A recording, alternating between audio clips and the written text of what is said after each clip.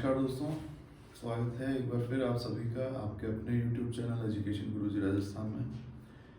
दोस्तों, कल अपनी कक्षा में हमने वंशानुक्रम की प्रक्रिया पढ़ी, जिसमें किस प्रकार से आपके जो भी पूर्वज हैं या माता पिता हैं उनके गुण आपके अंदर कैसे आते हैं, सारी चीज़ें हमने पढ़ी। आज हम पढ़ेंगे वंशानुक्रम के नियम और सिद्धांत। वंशानुक्रम के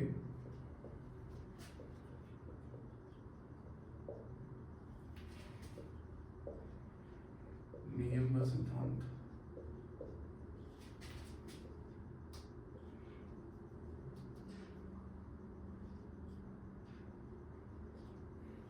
ठीक है, चलिए। इसमें पहला नियम है समानता का नियम। समानता का नियम, ये नियम क्या कहता है? ये नियम कह रहा है कि भाई समान जीव समान संतान पैदा करता है, चाहे कोई सा भी हो। चाहे पशु को देख लीजिए, किसी भी पशु को देख लीजिए। गाय ही पैदा होती है, भैंस ही पैदा होती है। ऐसा नहीं होता है कि भैंस के गाय पैदा हो जाती है या गाय के भैंस पैदा हो जाती है। यानी समान जीव समान संतान उत्पन्न करता है। देखिए, समान जीव समान संतान उत्पन्न करता है।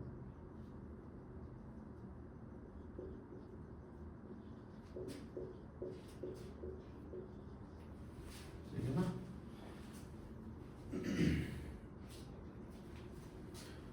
जैसे माता पिता वैसी संतान।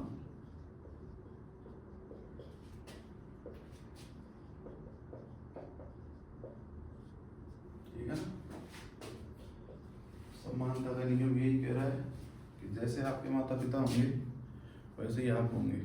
यही समानता का नियम है। अगला नियम है इसमें, अगला नियम है विभिन्नता का नियम।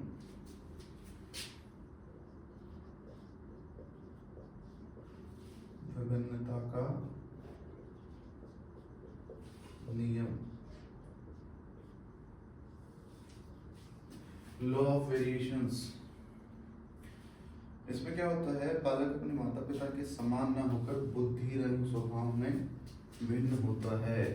यानी माता पिता अगर मंद बुद्धि हैं तो बालक क्या होता है, प्रतिभाशाली होता है, विभिन्न होता है उनसे, अपने समान नहीं होता।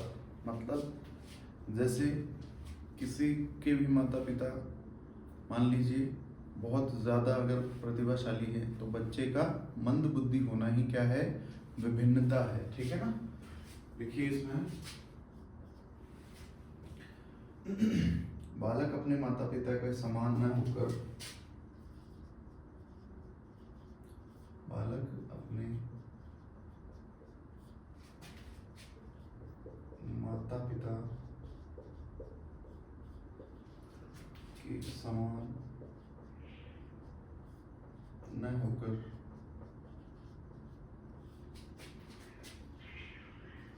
बुद्धि रंग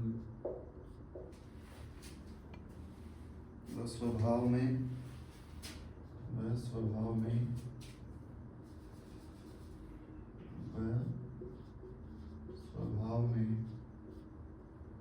कुछ भिन्न होता है, कुछ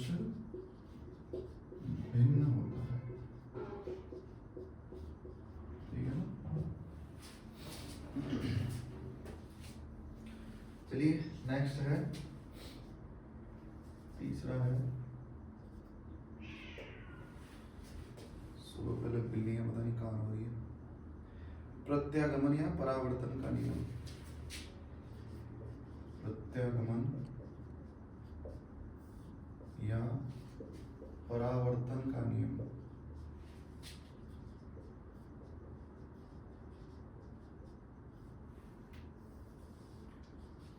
ठीक है ना, लॉ ऑफ रिग्रेशन। इसमें क्या होता है, बालक अपने माता पिता से बिल्कुल ही विपरीत होता है, ठीक है ना। जैसे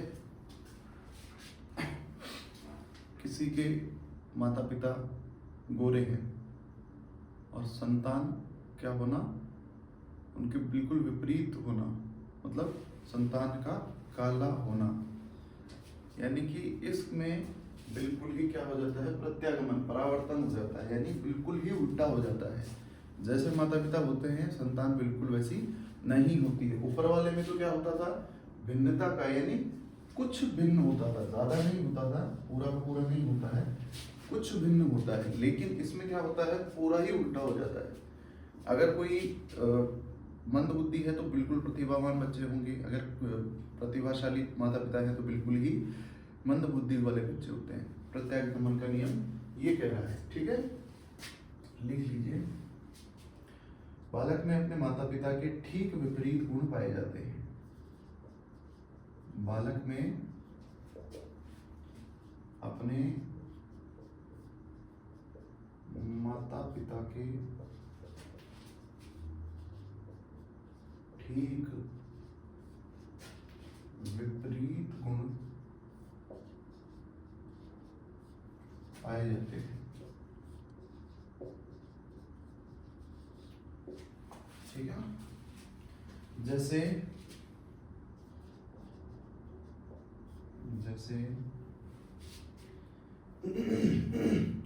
काले माता पिता के बच्चे गोरे होना,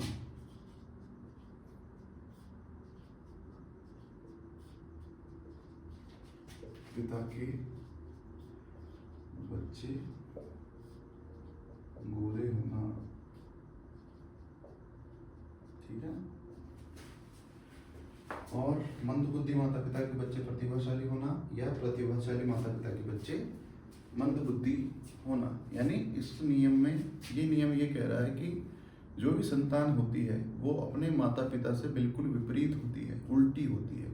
अगर माता पिता प्रतिभाशाली है तो बच्चा मंद बुद्धि होगा, अगर बच्चा माता पिता मंद बुद्धि है तो बच्चा क्या होगा, प्रतिभाशाली होगा। अगर माता पिता काले हैं तो बच्चा गोरा होगा, और अगर माता पिता गोरे हैं तो बच्चा काला होगा। ये कह रहा है। ऊपर वाला नियम भिन्नता का नियम है, जिसमें बालक अपने माता पिता के समान न होकर बुद्धि, रंग व स्वभाव में कुछ भिन्न होता है। यानी अगर माता पिता प्रतिभाशाली हैं तो बच्चा उतना प्रतिभाशाली नहीं होता है, लेकिन मंद बुद्धि भी नहीं होता है, ठीक है। इसमें भिन्नता के नियम में। रंग में भी जैसे अगर गोरे हैं तो बिल्कुल काला नहीं होता है, गेहुआ रंग होगा, ठीक है। स्वभाव अगर कैसा है माता पिता का, उसके जैसा, मतलब थोड़ा मिलता जुलता स्वभाव रहता है, बिल्कुल वैसा नहीं होता और बिल्कुल उल्टा भी नहीं होता है, ठीक है। नेक्स्ट है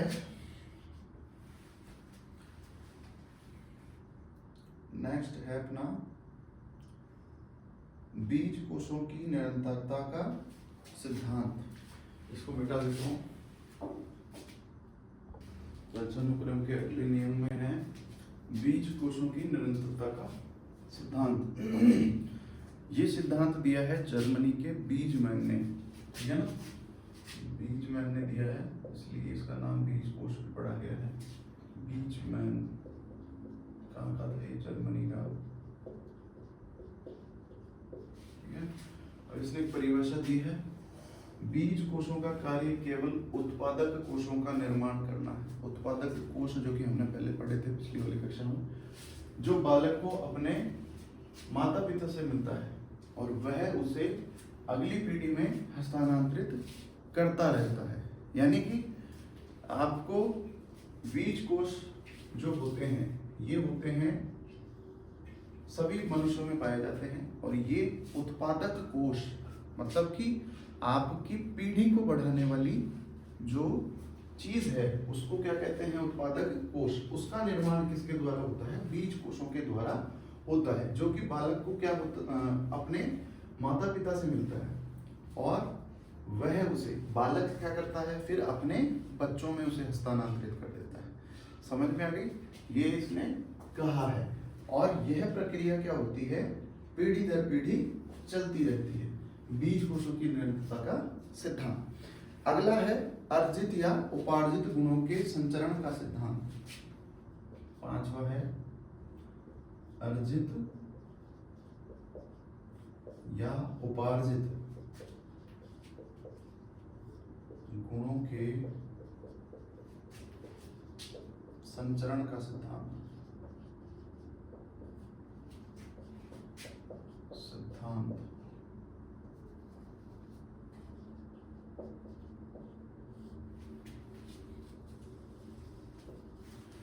ठीक है, अब ये सिद्धांत क्या कहता है? माता पिता द्वारा अपने जीवन काल में अर्जित किए जाने वाले जितने भी गुण होते हैं वो उनकी संतान को प्राप्त होते हैं। ठीक है, देख लीजिए, माता पिता को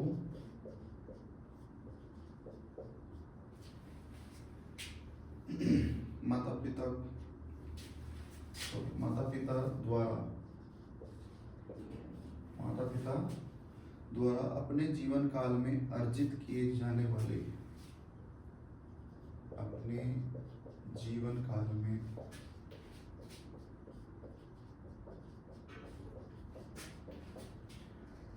अर्जित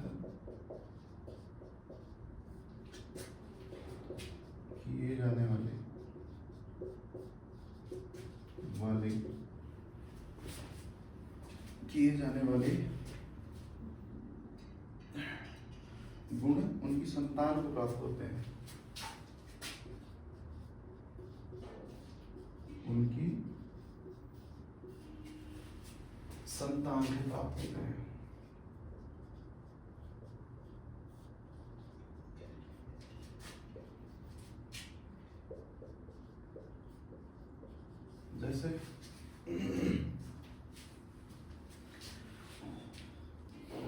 जैसे मान लीजिए हाँ, जैसे आपने कालिदास का नाम सुना होगा। कालिदास पहले मंद बुद्धि, बिल्कुल ही मूर्ख व्यक्ति माना गया था, लेकिन बाद में उसने अपने आप को एक बहुत ही प्रतिभाशाली व्यक्ति, विद्वान व्यक्ति बनाया। यही क्या है? उसके अर्जित गुण हैं। यानी कि अगर आपके माता पिता मंद बुद्धि हैं और वो कैसे भी करके प्रतिभाशाली बन जाते हैं तो वे गुण आपके अंदर भी आते हैं। ठीक है, यानी माता पिता द्वारा अपने जीवन काल में अर्जित किए जाने वाले गुण, कोई भी गुण हो, जरूरी नहीं है कि प्रतिभाशाली हो। ठीक है, कोई सा भी गुण हो, चाहे वो अपनी हाइट बढ़ा लेते हैं। जैसे मान लीजिए पूरे वंश में ही एक जैसी हाइट है सबकी, लेकिन एक व्यक्ति अपनी हाइट को बढ़ाता है कैसे भी, एक्सरसाइज वगैरह बहुत सारी चीजें हैं करके, और अपने शरीर में लंबेपन का गुण ले आता है, तो वो गुण उसकी संतान में भी आ सकता है। ठीक है, लिख लीजिए, जैसे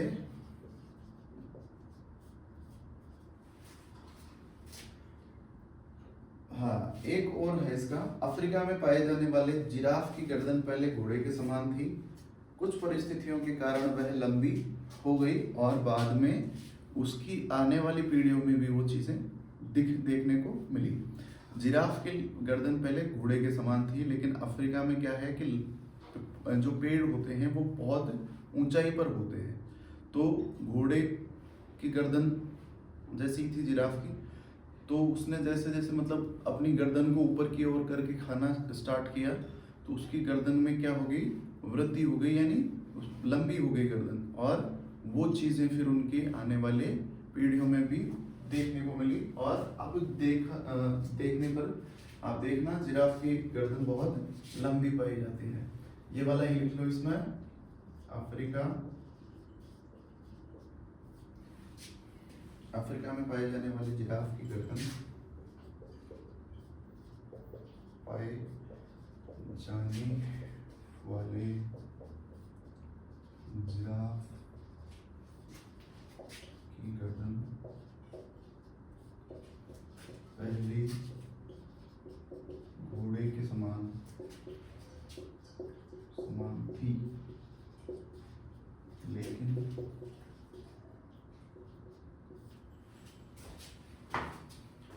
लेकिन कुछ परिस्थितियों के कारण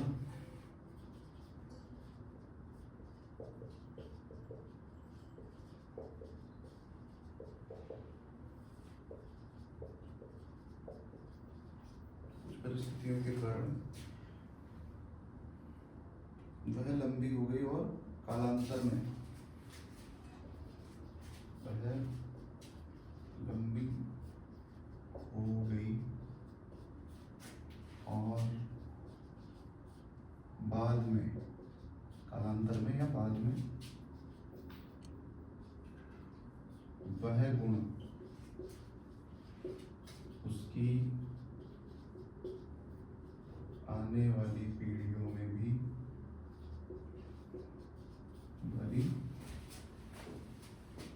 में भी दिखा,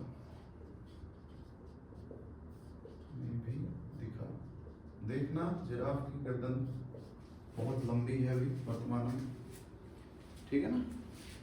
अब अगला नियम देखते हैं। अगला नियम है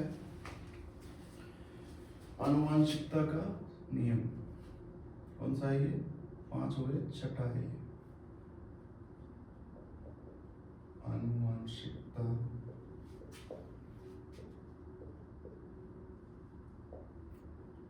का सिद्धांत या नियम हो गया, सिद्धांत कर लीजिए। ये सिद्धांत दिया था ग्रेगर जॉन मेंडल। मेंडल का नियम पता है ना? वाह क्या बात है, जॉन मेंडल, ठीक है। ये एक वनस्पति शास्त्री थे, वनस्पति शास्त्री। कहाँ के थे? ऑस्ट्रेलिया के।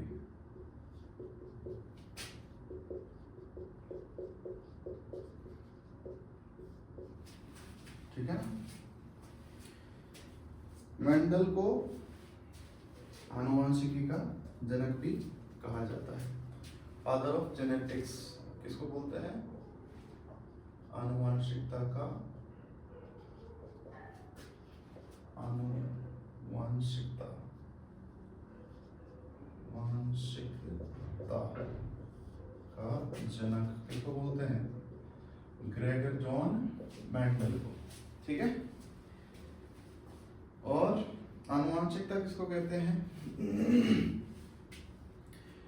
ऐसे लक्षण या गुण जो पीढ़ी दर पीढ़ी अपने संतान को मिलती रहे या पीढ़ी दर पीढ़ी चलते रहे।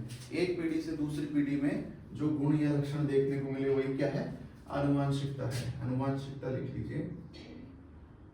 ऐसे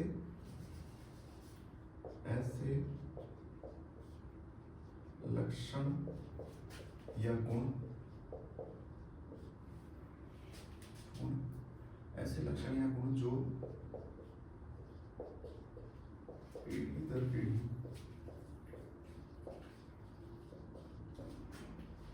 चलते हैं, आनुवंशिकता कहलाते हैं। आनुवंशिकता के अंतर्गत आते हैं,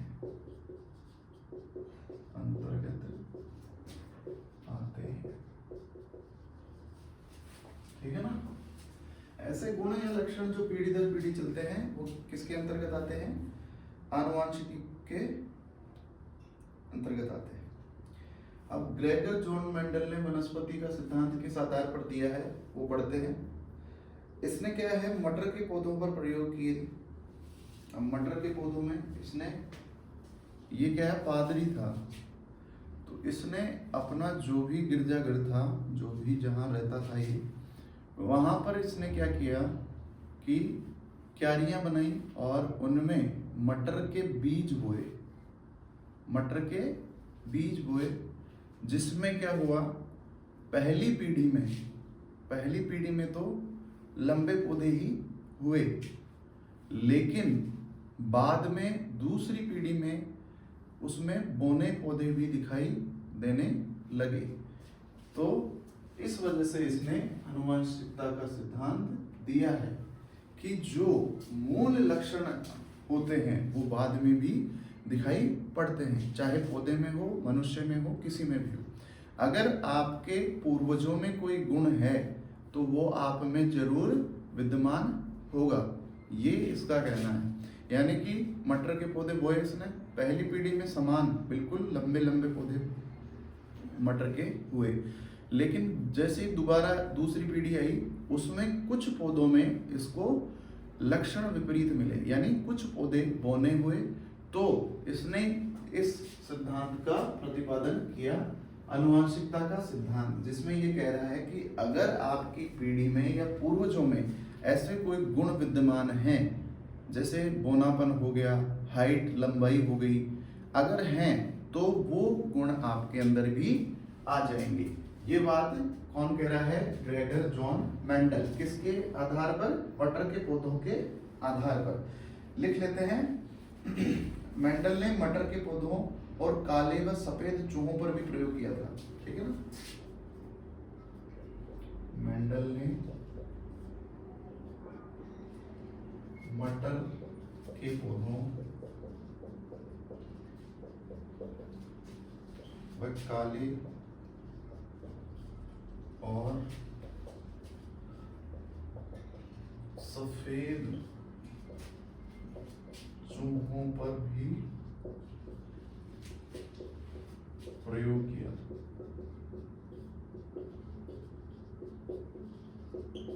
ठीक है, नेक्स्ट है, अगला लिखिए। मटर के पौधों पर प्रयोग करने के बाद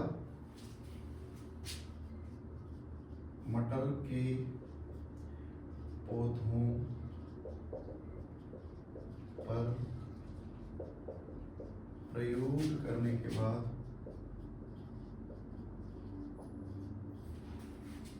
मटर के पौधों पर प्रयोग करने के बाद मेंडल ने लंबेपन और बौनेपन को विशेषक बताया।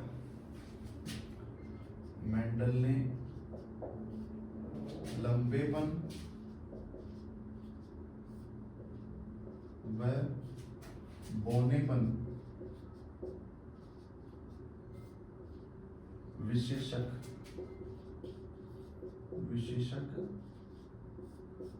जिसको ट्रैट बोलते हैं इंग्लिश में, ट्रैट बताया, यानी विशेषता बताई इन दोनों को, लंबेपन और बौनेपन को। मेंडल ने जब इनमें आपस में परागण कराया तो पहली पीढ़ी में सभी पौधे लंबे ही हुए। मेंडल ने जब इनमें आपस में परागण कराया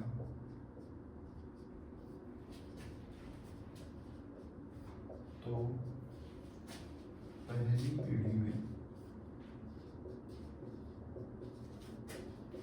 सभी पौधे लंबे ही हुए।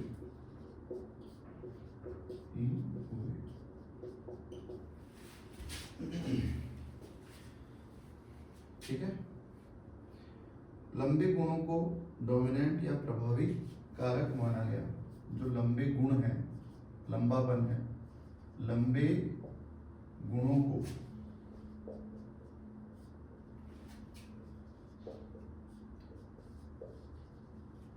डोमिनेंट या प्रभावी कारक माना गया। और बौनापन इसमें दिखाई नहीं दिया तो उसे क्या बोल दिया? अप्रभावी। ठीक है ना, बौनापन दिखाई नहीं पहली पीढ़ी में तो उसको अप्रभावी माना गया, जिसे रिसेसिव कहते हैं अंग्रेजी में। लिख लेते हैं ये भी, ठीक है। और बौनापन पहली पीढ़ी में दिखा ही नहीं, और बौनापन, ठेंगनापन जिसको बोलते हैं, बौनापन पहली पीढ़ी में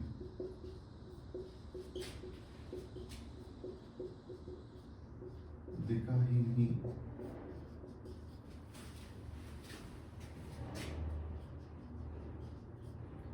इसे अप्रभावी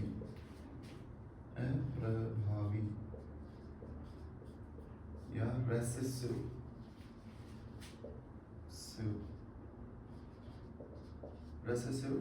कहा गया। ठीक है, अगला है, लेकिन क्या हुआ, लेकिन दूसरी पीढ़ी में बौनेपन के लक्षण अलग से प्रतिष्ठित होने लगे। लेकिन दूसरी पीढ़ी में बौनेपन के लक्षण अलग से प्रदर्शित होने लगे। ठीक है, दूसरी पीढ़ी में क्या हुआ, पौधों के लक्षण दिखाई देने लगे और बौने पौधे भी इसमें दिखने लगे। बौनेपन व लंबेपन का अनुपात,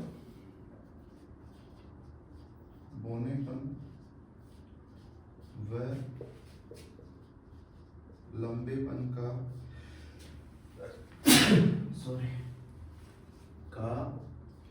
अनुपात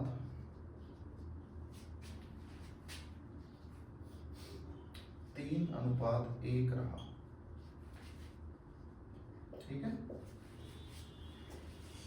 इस सिद्धांत के 2 उपनियम भी बताए हैं इसने, किसने, ग्रेगर जॉर्ज मेंडल ने। एक तो पृथक्करण का नियम और दूसरा है स्वतंत्र विन्यास का नियम या स्वतंत्र छटाई का नियम, जिसको हम कह सकते हैं। अगला नियम है गाल्टन का जीव सांख्यिकी सिद्धांत। ठीक है, अगला सिद्धांत है गाल्टन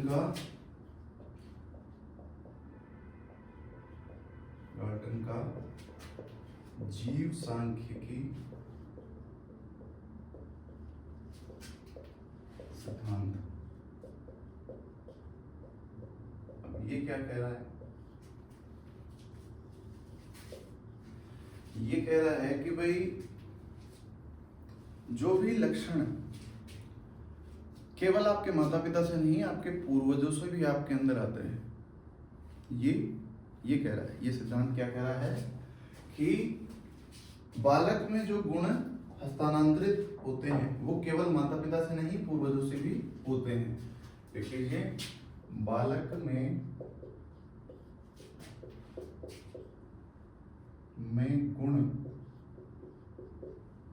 गुणों का हस्तांतरण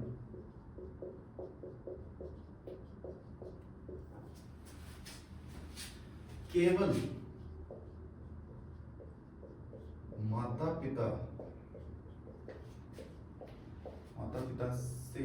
माता पिता से नहीं, न होकर पूर्वजों से भी होता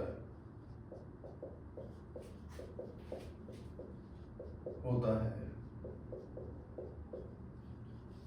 ठीक है ना, किसी के माता पिता अगर गुस्से पर काबू करना जानते हैं तो उनकी संतान बहुत गुस्सैल होती है। मतलब शांत माता पिता हैं, बहुत सीधे साधे हैं, लेकिन संतान क्या होती है, बहुत ही गुस्सैल होती है। तो इसका कारण क्या है, उनके पूर्वजों में ऐसा कोई व्यक्ति होगा जिसको बहुत गुस्सा आता होगा। इसलिए गाल्टन का क्या सिद्धांत है, जीव सांख्यिकी सिद्धांत ये कहता है। ठीक है, डार्विन का अगला विकास है डार्विन का विकासवादी सिद्धांत, और अंतिम सिद्धांत है ये डार्विन का विकासवादी सिद्धांत।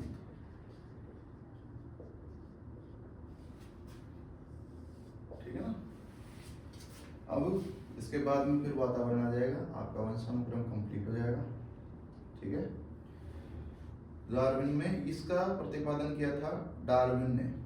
ठीक है ना, प्रतिपादक चार्ल्स डार्विन। Charles Darwin.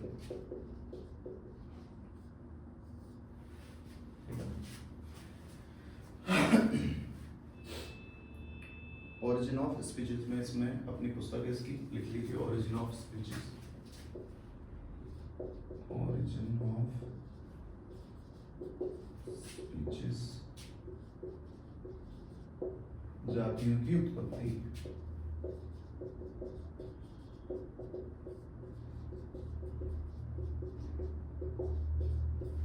ठीक है ना।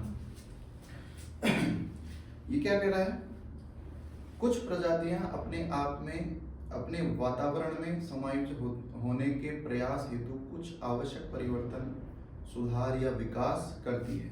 यही परिवर्तन वंशक्रम धरोहर के रूप में अपने आने वाली पीढ़ियों को स्थानांतरित करती है। यानी कुछ प्रजातियां अपने आप में अपने वातावरण में समायोजित होने के प्रयास हेतु कुछ आवश्यक परिवर्तन या सुधार के विकास कार्य करती है। यानी जैसे मान लीजिए, मतलब मनुष्य, जानवर, कुछ भी अपने वातावरण में आसपास में समायोजित होने के लिए, एडजस्ट होने के लिए कुछ अपने अंदर परिवर्तन करते हैं, तो वे परिवर्तन किसमें दिखते हैं, अपने आने वाली पीढ़ी में। ठीक है, चलिए, कुछ प्रजातियां अपने आप में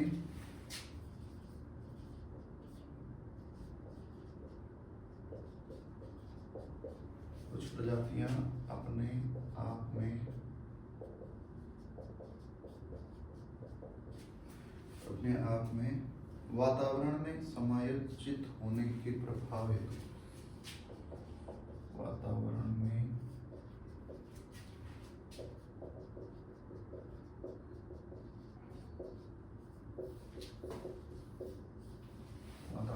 समायोजित होने के प्रयास हेतु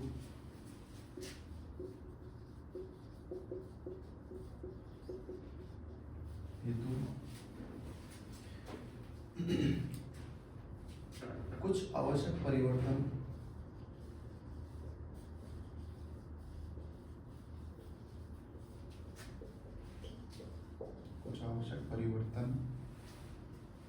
सुधार या विकास कार्य करती है, सुधार या आवश्यक विकास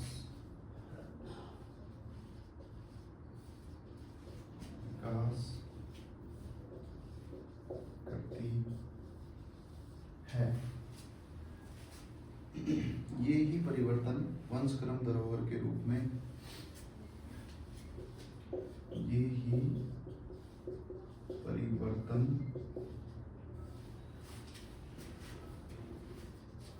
वंशक्रम के रूप में की धरोहर के रूप में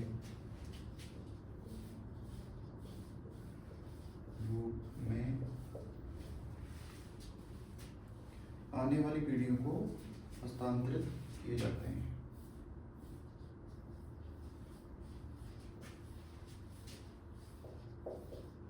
पीढ़ियों को हस्तांतरित किए जाते हैं।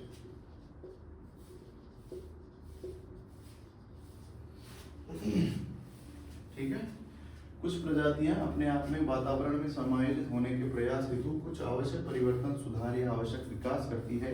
यही परिवर्तन वंशक्रम की धरोहर के रूप में आने वाली पीढ़ियों में देखने को मिलते हैं। ठीक है, ये आज आपका वंशानुक्रम, आनुवांशिकता, वंश परंपरा, पैतृकता सब कंप्लीट हो चुका है। अगला जो टॉपिक है वो है वातावरण, जो हम अपने अगली क्लास में पढ़ने वाले हैं। अगर आपको वीडियो पसंद आए, क्लास पसंद आए, कक्षा पसंद आए तो ज़्यादा से ज़्यादा शेयर कीजिए अपने दोस्तों के साथ और चैनल को सब्सक्राइब करना ना भूलें। धन्यवाद। जय श्री राम। राधे राधे।